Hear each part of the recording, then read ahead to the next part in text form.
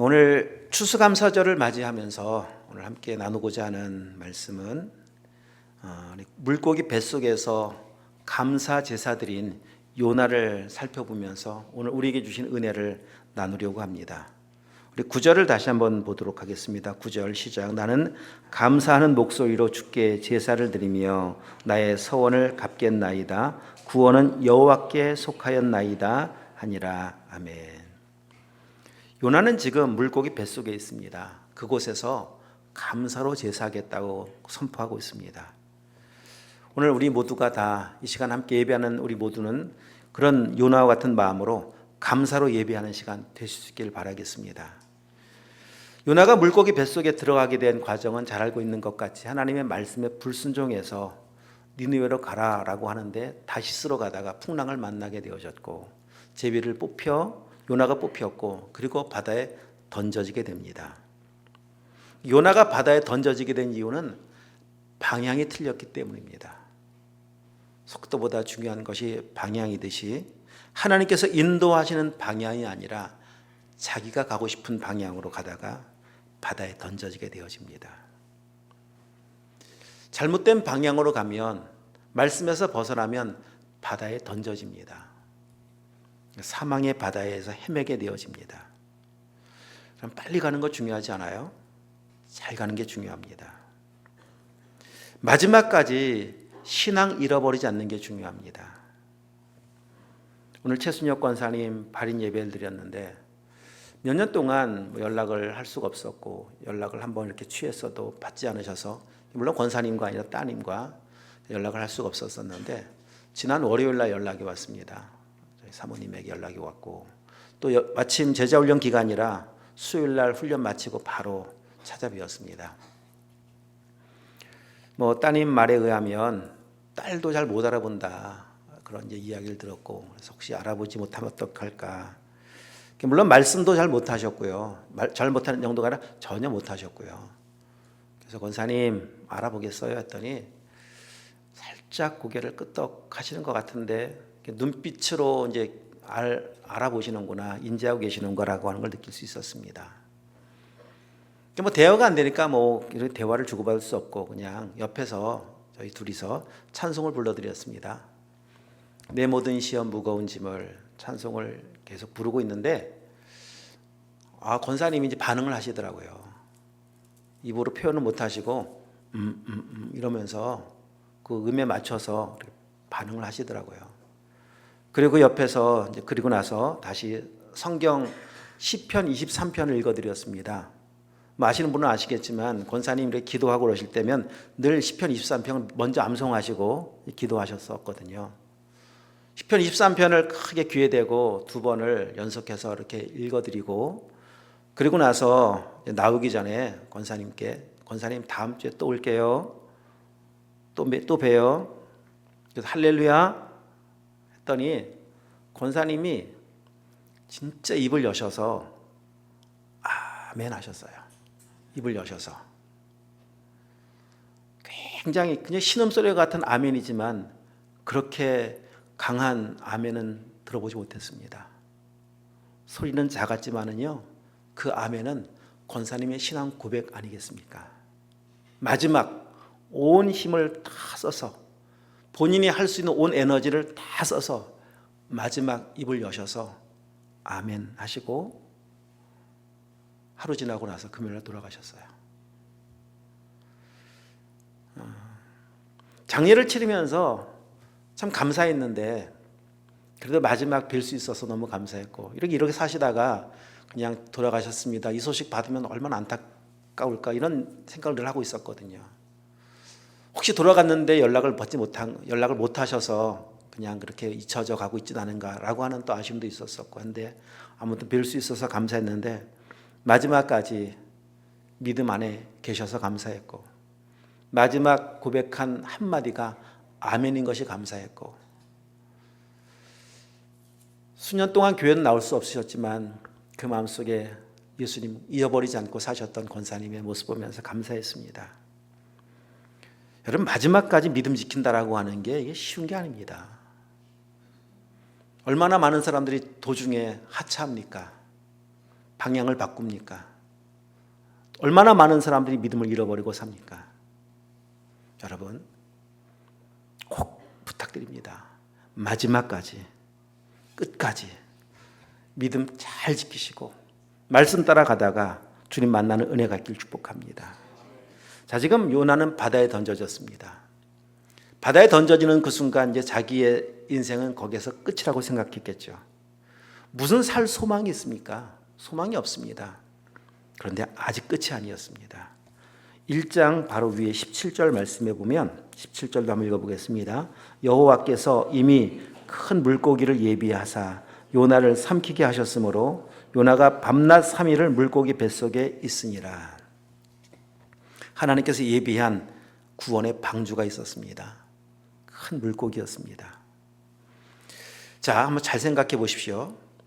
예비하셨다라고 말씀하고 있습니다. 소망이 없는 것 같은데 소망이 있어요. 자, 요나가 바다에 탁 던져지는데 물고기 딱 문 거잖아요. 또 언제 물었을까 한번 여러분 생각해 보십시오. 언제, 어느 타이밍에? 첫 번째, 던져지자마자 물고기가 탁 물었을 것이다. 두 번째, 던져져서 가라앉을 때 어느 시점에서 물고기가 탁 낚아챘을 것이다. 언제일 것처럼 생각되어지나요? 첫 번째, 두 번째? 첫 번째도 아니고 두 번째도 아닙니다. 자, 답을 보면 어디를 보시면 알 수 있는가 하면 5절 한번 보십시오. 2장 5절. 물이 나를 영혼까지 둘러싸으며 깊음이 나를 에워싸고 바다 풀이 내 머리를 감쌌나이다. 바다 풀이 어디에 있어요? 중간에 있지 않죠? 밑바닥에 있어요. 밑바닥까지 떨어진 거예요. 바닥까지. 이 사실을 통해서 밑바닥까지 떨어진 요나를 통해서 두 가지 정리해 볼 사실이 있는데 그것이 바로 요나의 영적 상태였다는 겁니다. 거기 위에 보면 그 다음 구절 6절에 보면 내가 산의 뿌리까지 내려갔사오며 땅이 그 빗장으로 나를 오래도록 막았사오니, 오래도록이라고 하는 말은 영원이라는 말인데, 나무의 뿌리의 깊이가 우리는 알 수 없는데 기네스북에 등재된 가장 뿌리가 깊은 나무는 시띠나무, 그 지중해 연안에 보면 광야에서 간혹 볼 수 있는 나무가 시띠나무입니다. 성막을 만드는데 꼭 필요했던 재료 시띠나무인데 그 나무의 뿌리는 무려 2km까지 내려간다고 그래요. 나무의 뿌리가. 여기 지금 산의 뿌리까지 내려갔사오며 내 영혼의 상태입니다. 뿌리를 알 수 없는 그 나무의 뿌리까지 내려간 것 같이 내 영혼도, 영적인 상태도 밑바닥입니다. 지중해를 항해하고 있었을 텐데 지중해 평균 해수면이 약 1,500m에서 2,000m, 1.5km에서 2km 정도이고 가장 깊은 곳은 5.2km, 5,200m라고 합니다. 요나 영적 상태가 지중해 가장 깊은 저 해저의 깊이만큼 그는 가장 밑바닥에 있었던 상태인 것을 지금 알려주고 있는 거예요. 우리 지난주에 엘리야를 살펴보면서 엘리야가 이세벨의 말 한마디 번아웃 되어서 갈멜산에서 어느 산까지 도망갔다고요? 호렙산까지 몇 킬로? 350km를 그냥 한순간에 달려갑니다. 40일에 걸쳐서. 그 엘리야의 영적 상태였었습니다. 혹시 여러분 지금 이렇게 가라앉고 계신 분 계시지 않나요? 밑바닥을 향해서 끝없는 추락의 길을 걷고 계신 분 계시지 않습니까? 여러분 이제 다시 회복된 은혜가 있길 축복합니다. 곤두박질 치는 신앙이 아니라 독수리 날개쳐 올라간 것 같이 올라가는 신앙 되시길 축복합니다. 자, 두 번째, 이 밑바닥에 있는 요나의 모습, 바다의 풀이 요나의 머리를 감싸고 있는 이 모습을 통해서 또 알려주고 있는 중요한 사실 한 가지는 하나님은 언제 일하시는가라고 하는 것을 알려주고 있습니다. 하나님이 일하시는 타이밍은요, 밑바닥 주거에 일하십니다. 하나님은 물에 빠지자마자 건져내실 능력이 없어서가 아닙니다. 요한복음 11장에 보면은 나사로가 병들었다라고 하는 소식을 예수님 들으시고 이틀을 더 계시던 곳에 머물러 계십니다. 그리고 나사로가 죽은 뒤에 우리 그곳으로 가자. 가십니다. 죽은 지 사흘 지난 뒤입니다. 이것이 하나님이 일하시는 방법입니다. 아직 살아있다면 하나님의 때가 아닙니다. 하나님은 반드시입니다. 죽어야 일하십니다. 적당히 고쳐 쓰기를 원치 않습니다. 여러분 생각해 보십시오. 지진으로 인해서 건물이 이만큼 기울었습니다. 그 건물 들어가 살 수 있으시겠어요? 그 건물 들어가셔서 뭐 잘 살려고 인테리어 하시겠습니까? 살던 사람도 다 나옵니다. 얼마 전에 여기 이 동네에 그 땅 파던 기계가 건물에 아파트에 무너져 부딪혀서 굉장히 오랫동안 입주를 안 하더라고요. 뭐 나중에는 현수막도 붙어 있고 제가 매일 오가니까 보았죠. 얼마 전에 입주를 했습니다. 그러니까 뭔가 충격 하나를 받아도요, 그래 금방 입주를 못하는 거예요. 영적인 죄인의 상태는 그렇게 이미 지진 맞고 금이 가고 무너져 지금 상태가 상당히 심각한 상태 아니겠습니까? 그런 상태는 못 씁니다. 밑바닥에 가라앉아 그 바다풀이 머리를 휘감는 것 같이 아무것도 할 수 없는 그때 내가 죽어야 하나님이 일하신다. 나사로가 죽어야 주님이 가셔서 그를 살려주시지 않습니까? 나는 죽고 내 안에 예수님 모시는 여러분 진짜 생명의 삶 주님 그런 삶을 살기 원하고 계십니다. 그런 삶을 살아가는 것이 믿음의 삶이고 생명의 삶입니다. 그러면은 내가 죽고 내 안에 주님 모신 사람은 어떻게 사는가를 우리 요나를 통해서 세 가지로 정리를 해보도록 하겠습니다. 정말 죽은 사람 그리고 생명이신 주님 모신 사람은 이런 인생의 밑바닥에서 무엇을 하는가? 2장 1절 읽겠습니다. 요나가 물고기 뱃속에서 그의 하나님 여호와께 기도합니다. 물고기 뱃속에서 이제 물고기 뱃속이라는 더 심각한 상태에 처한 요나는 그곳에서 기도하게 되어집니다. 하나님의 사람은 어디에서든 기도해요. 어떤 환경에서든 하나님과 교제합니다.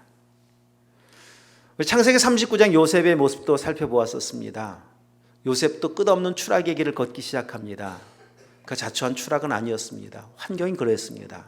팔려가기 시작합니다. 끝이 보이질 않습니다. 애굽으로 팔려가고 나중에는 억울한 누명 쓰고 감옥에 갇히는 신세가 되어집니다. 정말 그 끝을 알 수가 없는데 성경에 보면 그런 요셉을 향해서 뭐라고 말씀하시느냐? 여호와께서 그와 함께 하심을 보며 여호와께서 그의 범사에 형통하게 하심을 보았더라. 환경의 형통함이 아닙니다. 하나님과 함께 하기 때문에 형통합니다. 이것이 생명의 사람입니다. 어떤 환경에 처해든 주님과 교제 놓치지 않습니다. 늘 기도하며 살아갑니다. 이게 진짜 내가 죽은 사람, 내 안에 주님 모신 사람만 가능한 일입니다. 힘들면 나 기도하지. 안 그렇습니다. 힘들면 다 기도할 것 같아 보이죠? 절대 그렇지 않습니다. 우리 성경을 통해서 보았어요.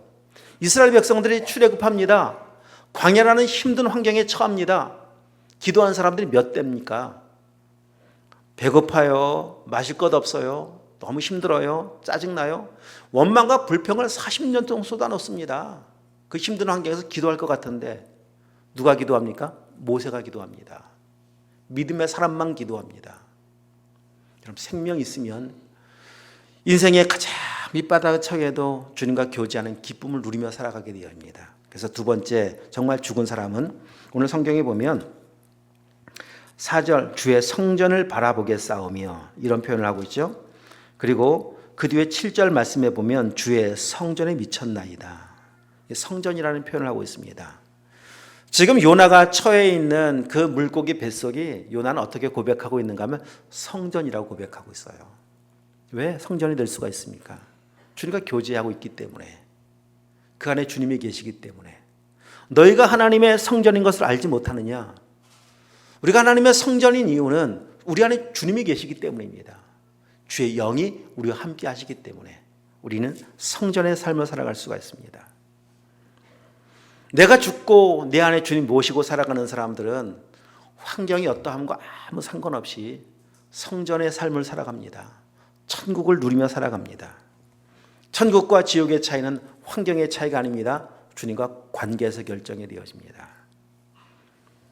요한복음 2장에 보면 가나의 혼인잔치 이야기가 나옵니다. 위기를 만납니다. 왜? 포도주가 떨어지기 때문에.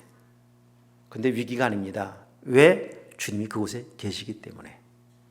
주님이 계시면 환경이 지금 최악에 다다를 수 있습니다. 위기를 만날 수 있습니다. 결핍을 만날 수 있습니다. 건강이든 물질이든 이 세상에 가진 것들이 다 사라지는, 지금 요나와 같이 저 밑바닥 물고기 뱃속에까지 갇히는 사방의 우겨쌈을 당할 수 있지만, 그러나 주님이 함께 하시는 사람은, 주님과 함께 동행하며 살아가는 사람은 그곳에서도 성전인 것을 고백하며 천국을 누릴 수 있습니다. 여러분, 천국을 누리는 삶이 되시길 축복합니다.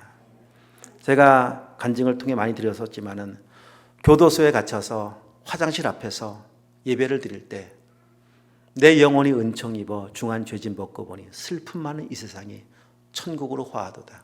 진짜 천국이었습니다. 환경은 최악이죠, 물론. 그러나 그곳이 천국일 수 있었던 이유는 주님이 내 안에 계시기 때문에, 그곳에서 예배하고 있기 때문 아니겠습니까?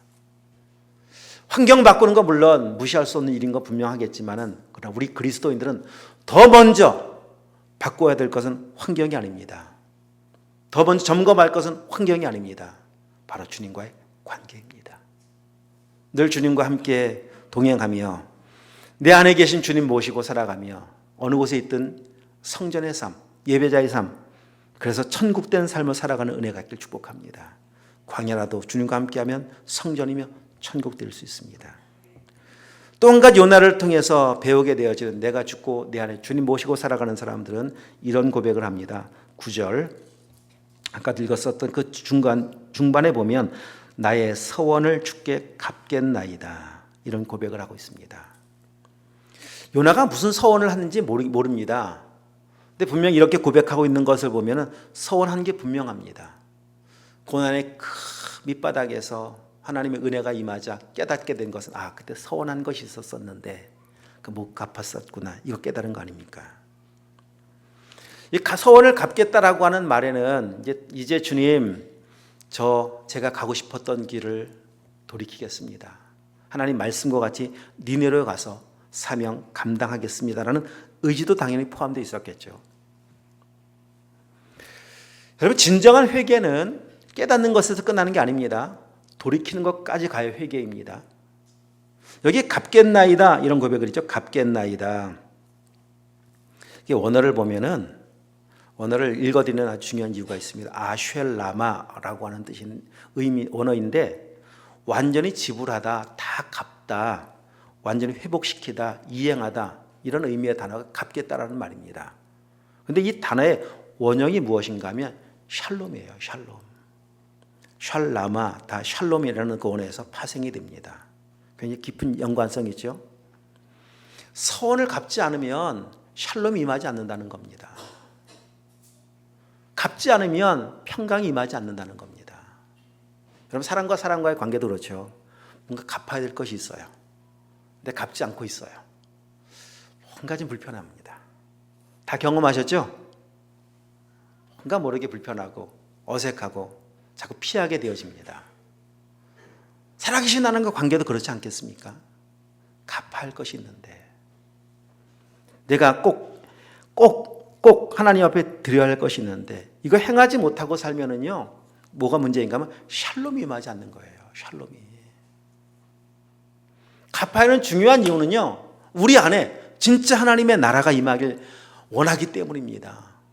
하나님의 은혜가 임하고 나면은 그런 삶을 살아가는 겁니다. 무엇이 중요한가? 어떤 것이 중요한가? 진짜 중요한 것, 지금 좀 전에도 말씀드렸던 것 같이 환경이 아니라 관계인 것 같이. 그래서 하나님의 나라 누리는 것보다 더 중요한 것이 어디 있겠습니까? 다시 한번 진정한 평강을 위한 삶의 여정 속에 우리의 삶에도 요나와 같이 서원한 것 갚겠습니다. 갚음으로, 드림으로 누린 하나님의 나라가 우리 성도들의 삶 가운데 임할 수 있길 축복합니다. 생각이 나시면, 요나가 생각이 난 거 아니겠습니까?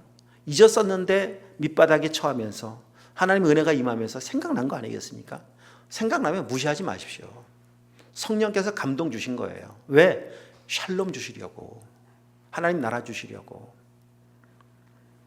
생각난 것 그냥 지나가지 마시고 적당히 없었던 걸로 하지 마시고 해결하는 은혜가 축복합니다.